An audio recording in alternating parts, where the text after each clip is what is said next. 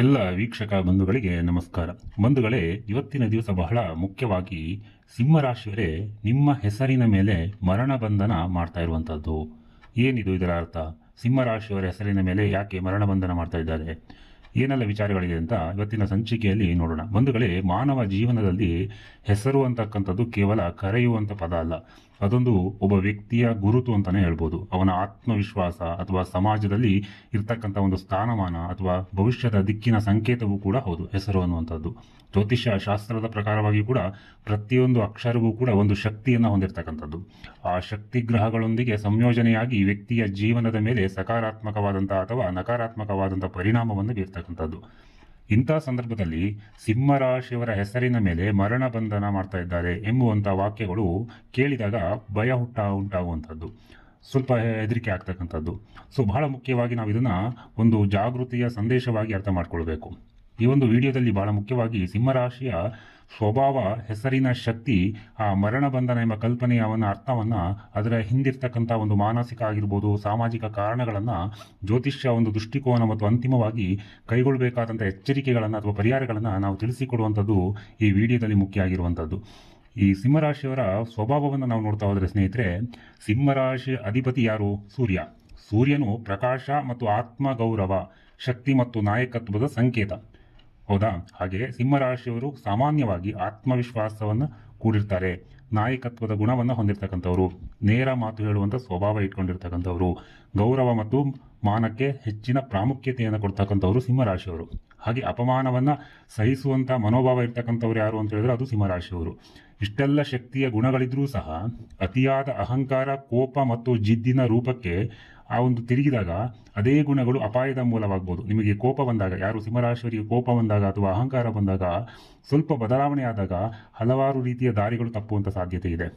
ಹಾಗಾಗಿ ಈ ಜ್ಯೋತಿಷ್ಯ ಹಾಗೂ ಈ ಸಂಖ್ಯಾಶಾಸ್ತ್ರದ ಪ್ರಕಾರವಾಗಿ ಕೂಡ ಪ್ರತಿಯೊಂದು ಅಕ್ಷರವೂ ಕೂಡ ಒಂದು ರೀತಿಯ ತರಂಗವನ್ನು ಉಂಟು ಮಾಡ್ತಕ್ಕಂಥದ್ದು, ಮನಸ್ಸಿನ ಮೇಲೆ ಪರಿಣಾಮ ಆಗ್ತದೆ. ಸೊ ನಿಮ್ಮ ಹೆಸರನ್ನು ಇಟ್ಕೊಂಡು ಯಾರಾದರೂ ಕೆಟ್ಟದಾಗಿ ಬೈದರೆ ಮನಸ್ಸಿನ ಮೇಲೆ ಪರಿಣಾಮ ಆಗ್ತಕ್ಕಂಥದ್ದು, ನಿಮ್ಮ ನಿರ್ಧಾರಗಳ ಮೇಲೆ ಪ್ರಭಾವ ಆಗ್ತಕ್ಕಂಥದ್ದು, ಸಂಬಂಧಗಳನ್ನೇ ಬದಲಾಯಿಸುವಂಥದ್ದು, ನಿಮ್ಮ ಆರೋಗ್ಯದ ಮೇಲೆ ಕೂಡ ಪ್ರಭಾವ ಆಗ್ತಕ್ಕಂಥದ್ದು. ಹಾಗಾಗಿ ಈ ಸಿಂಹರಾಶಿಯವರಿಗೆ ಸೂಕ್ತವಾಗದಂತಹ ನಿಮ್ಮ ಹೆಸರಿಗೆ ಸೂಕ್ತವಾಗದೇ ಇದ್ದ ಹಾಗೆ ನಿಮ್ಮ ಹೆಸರನ್ನು ಕರೆದ್ರೆ ಸಹಜವಾಗಿ ನೀವು ಕೋಪಗೊಳ್ತಕ್ಕಂಥದ್ದು, ಅವರ ವಿರುದ್ಧವಾಗಿ ನೀವು ಕೋಪ ಮಾಡ್ತಕ್ಕಂಥದ್ದು, ಜಗಳ ಮಾಡ್ತಕ್ಕಂಥದ್ದು. ಹಾಗಾಗಿ ಈ ಒಂದು ವಿಚಾರವನ್ನೇ ನಿಮ್ಮ ಹೆಸರಿನ ಮೇಲೆ ಮರಣ ಬಂಧನ ಅಂತ ಹೇಳಲಾಗುತ್ತೆ. ಈ ಮರಣ ಬಂಧನ ಅಂತ ಹೇಳಿದ್ರೆ ಕೇವಲ ಶಾರೀರಿಕವಾಗಿ ಮರಣ ಬರ್ತಕ್ಕಂಥದ್ದು ಅಂತಲ್ಲ. ಸೊ ಇದರ ಅರ್ಥ, ನೀವು ನಿಮ್ಮ ಹೆಸರನ್ನು ಯಾರಾದರೂ ಒಂದು ಕೆಟ್ಟದಾಗಿ ಹೇಳಿದಾಗ, ಅದರಲ್ಲಿ ಬಹಳ ಮುಖ್ಯವಾಗಿ ಸಿಂಹರಾಶಿಯವರಿಗೆ ಹೇಳಿದಾಗ ನಿಮ್ಮ ಮನಸ್ಸು ಕುಸಿತವಾಗ್ತಕ್ಕಂಥದ್ದು, ಸಾಮಾಜಿಕವಾಗಿ ನಿಮಗೆ ಅವಮಾನ ಆಗ್ತಕ್ಕಂಥದ್ದು, ಆರ್ಥಿಕವಾಗಿ ನಾಶ ಆಗ್ತಕ್ಕಂಥದ್ದು, ಸಂಬಂಧಗಳ ಮುರಿತ ಆಗ್ತಕ್ಕಂಥದ್ದು, ಆರೋಗ್ಯದಲ್ಲಿ ತೀವ್ರ ಕುಸಿತವಾಗಿ ಕಾಣುವಂಥದ್ದು ಸಾಧ್ಯತೆ ಸಿಂಹರಾಶಿಯವರಿಗಿದೆ. ಅಂದರೆ ಜೀವನದ ಒಂದು ಹಂತದಲ್ಲಿ ವ್ಯಕ್ತಿ ಸಂಪೂರ್ಣವಾಗಿ ಒಂದು ಕುಗ್ಗಿ ಹೋಗ್ತಕ್ಕಂಥ ಪರಿಸ್ಥಿತಿ ಸಿಂಹರಾಶಿಯವರಿಗೆ ಇರ್ತಕ್ಕಂಥದ್ದು. ಹಾಗಾಗಿ ನಿಮ್ಮ ಹೆಸರಿನಲ್ಲಿ ಈ ಒಂದು ಮರಣದ ಒಂದು ಸ್ಥಿತಿ ಅಂತೇಳಿ ಹೇಳಲಾಗುತ್ತೆ. ಸೊ ಹಾಗಾಗಿ ಅದನ್ನ ಹೇಳಿದಾಗೆ ಮರಣದ ಸ್ಥಿತಿ ಅಂತ ಹೇಳಿದ್ರೆ ಕೇವಲ ಶಾರೀರಿಕವಾಗಿ ಅಲ್ಲ, ಅದು ಜೊತೆಯಲ್ಲಿ ಸಿಂಹರಾಶಿಯವರು ತಮ್ಮ ಹೆಸರಿಗೆ ಬಹಳ ಗೌರವಕ್ಕೆ ಬಹಳ ಮಹತ್ವವನ್ನು ಕೊಡ್ತಾರೆ. ಅವರ ಹೆಸರು ಮತ್ತು ಗೌರವಕ್ಕೆ, ಸಮಾಜದಲ್ಲಿ ಗೌರವವನ್ನು ಪಡೆಯೋದಕ್ಕೆ ಬಹಳ ಒಂದು ಮಹತ್ವ ಕೊಡ್ತಕ್ಕಂಥವ್ರು. ಯಾರಾದರೂ ಹೆಸರನ್ನು ಸ್ವಲ್ಪ ಮಟ್ಟಿಗೆ ಒಂದು ಕೆಡವಿ ಅಥವಾ ಬೇರೆ ರೀತಿಯಲ್ಲಿ ಕರೆದರೂ ಸಹ ಮನಸ್ಸಿಗೆ ಬಹಳ ತೀವ್ರವಾಗಿ ಬೇಸರವಾಗ್ತಕ್ಕಂಥದ್ದು, ಅದರಿಂದ ಕೋಪಗೊಳ್ಳೋದಷ್ಟೇ ಅಲ್ಲ, ಮನಸ್ಸು ಕೂಡ ದುರ್ಬಲಗೊಳ್ತಕ್ಕಂಥದ್ದು. ಆಮೇಲೆ ನಾಯಕತ್ವ ಗುಣವನ್ನು ಇರ್ತಕ್ಕಂಥ ಈ ಸಿಂಹರಾಶಿಯವರು ಕೂಡ, ಸೊ ಈ ಸಿಂಹರಾಶಿಯವರನ್ನು ನೋಡಿದವರಿಗೆ ಹೊಟ್ಟೆ ಕಿಚ್ಚಾಗಿ ಅವರನ್ನು ಆದಷ್ಟು ಹಾಳು ಮಾಡೋದಕ್ಕೆ, ಕೆಳಗಡೆ ತಳ್ಳೋದಕ್ಕೆ ಪ್ರಯತ್ನ ಮಾಡ್ತಾರೆ. ಇನ್ನು ಸೂರ್ಯ ಕೂಡ, ಈ ಸಿಂಹರಾಶಿಯವರಿಗೆ ಅಧಿಪತಿಯೇ ಸೂರ್ಯ. ಈಗ ಸೂರ್ಯ ಏನಾದರೂ ದುರ್ಬಲವಾದಾಗ ಸಹ ನಿಮ್ಮ ಶಕ್ತಿಯ ವಿರುದ್ಧವಾಗಿ ಕೆಲಸ ಮಾಡ್ತಕ್ಕಂಥದ್ದು ಅಥವಾ ನಿಮ್ಮ ಹೆಸರಿನ ವಿರುದ್ಧವಾಗಿ ಕೆಲಸ ಮಾಡ್ತಕ್ಕಂಥದ್ದು ಅಂತ ನಾವು ಜ್ಯೋತಿಷ್ಯದಲ್ಲಿ ಹೇಳ್ತೇವೆ. ಸೂರ್ಯ ಯಾವಾಗ ದುರ್ಬಲನಾಗ್ತಾನೆ ಅದು ಸಿಂಹರಾಶಿಯವರಿಗೆ ಹೆಸರಿನ ವಿಚಾರ ಆಗಿರ್ಬೋದು ಅಥವಾ ಆ ಶಕ್ತಿಯ ವಿರುದ್ಧವಾಗಿ ಕೆಲಸ ಮಾಡ್ತಕ್ಕಂಥ ಸಾಧ್ಯತೆ ಕೂಡ ಇರ್ತಕ್ಕಂಥದ್ದು.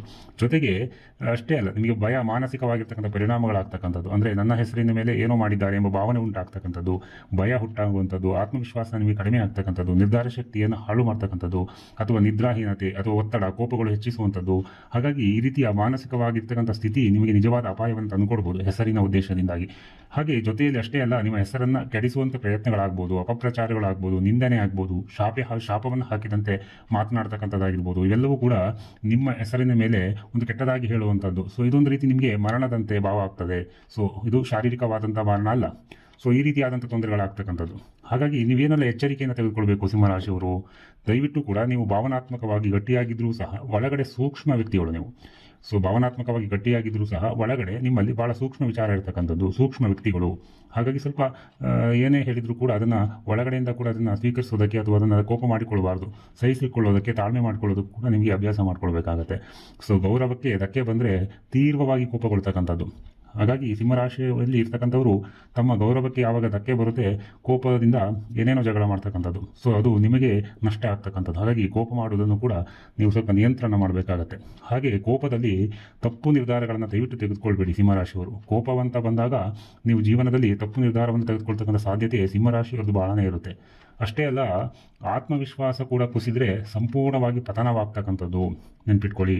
ಈಗ ನಿಮ್ಮ ಯಾವಾಗ ಆತ್ಮವಿಶ್ವಾಸ ಕಡಿಮೆ ಆಗುತ್ತೆ ಸಿಂಹರಾಶಿಯವರದ್ದು, ಕಂಪ್ಲೀಟ್ ಆಗಿ ಅವರು ಸಂಪೂರ್ಣವಾಗಿ ಜೀವನದಲ್ಲಿ ಪತನವನ್ನು ಅಥವಾ ಫೇಲನ್ನು ಆಗ್ತಕ್ಕಂಥದ್ದು. ಸೊ ಇದ್ರ ಬಗ್ಗೆ ನೀವು ಜಾಗ್ರತೆಯನ್ನು ಇಟ್ಕೊಳ್ಬೇಕಾಗತ್ತೆ. ಸೊ ಹಾಗಾಗಿ ನಿಮಗೆ ಎಚ್ಚರಿಕೆಯ ಒಂದು ಹೆಜ್ಜೆಯನ್ನು ಹೇಳಬೇಕಾದ್ರೆ ದಯವಿಟ್ಟು ಆ ಭಯ ಪಡೋದನ್ನು ನಿಲ್ಲಿಸಬೇಕು. ಸೊ ಯಾರೋ ನನ್ನ ಹೆಸರನ್ನು ಕೆಟ್ಟದಾಗಿ ಕರೀತಾರೆ ಅಥವಾ ನನ್ನ ಹೆಸರಿನ ಮೇಲೆ ಯಾರು ಮಾಟ ಮಂತ್ರ ಮಾಡ್ತಾರೆ ಅಥವಾ ಇನ್ನೇನೋ ಮಾಡ್ತಾರೆ, ಸೊ ಆ ನೆಗೆಟಿವ್ ವಿಚಾರಗಳನ್ನು ತೆಗೆದಾಕಿ, ಆ ಭಯ ಪಡೋದನ್ನು ನಿಲ್ಲಿಸಿ. ನಂತರದಲ್ಲಿ ನಿಮ್ಮ ಹೆಸರಿನ ಬಗ್ಗೆ ಅಷ್ಟೊಂದು ಚಿಂತೆ ಮಾಡಲಿಕ್ಕೆ ಹೋಗಬೇಡಿ. ಸೊ ಜಾಸ್ತಿ ನಿಮ್ಮ ಹೆಸರಿನ ಬಗ್ಗೆ ಚಿಂತೆ ಮಾಡಲಿಕ್ಕೆ ಹೋಗಬಾರ್ದು. ನಿಮ್ಮ ಮನಸ್ಸನ್ನು ಸ್ಥಿರಗೊಳಿಸ್ಕೊಳ್ಬೇಕಾಗತ್ತೆ. ಸೂರ್ಯ ಶಕ್ತಿಯನ್ನು ಕೂಡ ನೀವು ಬಲಪಡಿಸಬೇಕಾಗತ್ತೆ ನಿಮ್ಮ ಆಧ್ಯಾತ್ಮಿಕವಾಗಿರ್ತಕ್ಕಂಥ ಕಾರ್ಯದ ಮೂಲಕವಾಗಿ. ಸೂರ್ಯ ಶಕ್ತಿ ಎಲ್ಲಿವರೆಗೂ ಚೆನ್ನಾಗಿರುತ್ತೆ, ಖಂಡಿತವಾಗಿ ಸಿಂಹರಾಶಿಯವರಿಗೆ ಉತ್ತಮವಾದಂಥ ಭವಿಷ್ಯ ಇರತಕ್ಕಂಥದ್ದು. ಸೂರ್ಯಗ್ರಹ ಕೂಡ ಉತ್ತಮ ಫಲಿತಾಂಶವನ್ನು ನೀಡತಕ್ಕಂಥದ್ದು. ಸಿಂಹರಾಶಿಯವರ ಹೆಸರಿನ ಮೇಲೆ ಮರಣ ಬಂಧನ ಅಂತಕ್ಕಂಥದ್ದು ಕೇವಲ ಭವಿಷ್ಯವಾಣಿ ಅಲ್ಲ, ಇದು ನಾವು ನಿಮಗೆ ಕೊಡ್ತಕ್ಕಂಥ ಒಂದು ಎಚ್ಚರಿಕೆ. ಸೊ ಹಾಗಾಗಿ ನಿಮ್ಮ ಹೆಸರನ್ನು ಹಾಳು ಮಾಡ್ತಕ್ಕಂಥ ಹಲವಾರು ಪ್ರಯತ್ನಗಳಾಗಿರ್ಬೋದು, ನಿಮಗೆ ಕೋಪ ಬರೆಸೋದಕ್ಕೆ ಪ್ರಯತ್ನಗಳನ್ನು ಹಲವಾರು ಜನ ಪಡ್ಬೋದು. ಸೊ ಅವರಿಗೂ ಗೊತ್ತಿದೆ, ನಿಮಗೆ ಕೋಪವನ್ನು ಬರೆಸಿದರೆ ನಂತರ ನೀವು ನಿರ್ಧಾರಗಳನ್ನು ತಪ್ಪಾಗಿ ತಗೊಳ್ತೀರಾ, ಸೊ ನೀವು ತಪ್ಪುಗಳನ್ನು ಮಾಡ್ತೀರಾ. ಸೊ ಈ ರೀತಿಯಾಗಿ ನಿಮ್ಮನ್ನು ಕೆಳಮಟ್ಟಕ್ಕೆ ತಳ್ಳುವಂಥ ವ್ಯಕ್ತಿಗಳು ಕೂಡ ಇರ್ತಾರೆ. ಸ್ವಲ್ಪ ಜಾಗ್ರತೆಯಿಂದ ಇರಬೇಕಾಗತ್ತೆ. ಹಾಗಾಗಿ ನಿಮ್ಮ ಮನಸ್ಸನ್ನು ಕೂಡ ದುರ್ಬಲಗೊಳಿಸದೆ ಸ್ಟ್ರಾಂಗ್ ಆಗಿರಬೇಕಾಗತ್ತೆ. ಸೊ ಹಾಗಾಗಿ ಸಿಂಹರಾಶಿಯವರು ಶಕ್ತಿ ಭಯದಲ್ಲ ಇರಬೇಕಾಗಿತ್ತು. ಸೊ ನೀವು ಸ್ವಲ್ಪ ಜಾಗ್ರತೆಯಿಂದ ಇರಬೇಕಾಗಿತ್ತು. ನಿಮ್ಮ ಹೆಸರಿನ ಮೇಲೆ ಅಷ್ಟೊಂದು ಕಾನ್ಸಂಟ್ರೇಷನ್ ಮಾಡ್ಕೊಳ್ಳಿಕ್ಕೆ ಹೋಗಬೇಡಿ. ಖಂಡಿತವಾಗಿಯೂ ಕೂಡ ನೀವು ತಾಳ್ಮೆಯಿಂದ ಇದ್ದರೆ ಉತ್ತಮವಾಗಿರ್ತಕ್ಕಂಥ ಭವಿಷ್ಯವನ್ನು ಕೂಡ ನೀವು ನೋಡ್ಬೋದು ಅಂತ ಹೇಳ್ತಾ, ಸಿಂಹರಾಶಿಯವರಿಗೆ ಆ ದೇವರು ಸಕಲ ಅಷ್ಟೈಶ್ವರ್ಯ ಸುಖಶಾಂತಿ ನೆಮ್ಮದಿಯನ್ನು ಅನುಗ್ರಹಿಸಲಿ ಅಂತ ಹೇಳ್ತಾ ಇವತ್ತಿನ ಸಂಚಿಕೆಯನ್ನು ಮುಗಿಸ್ತಾ ಇದ್ದೇವೆ. ಬಂಧುಗಳೇ, ಧನ್ಯವಾದ.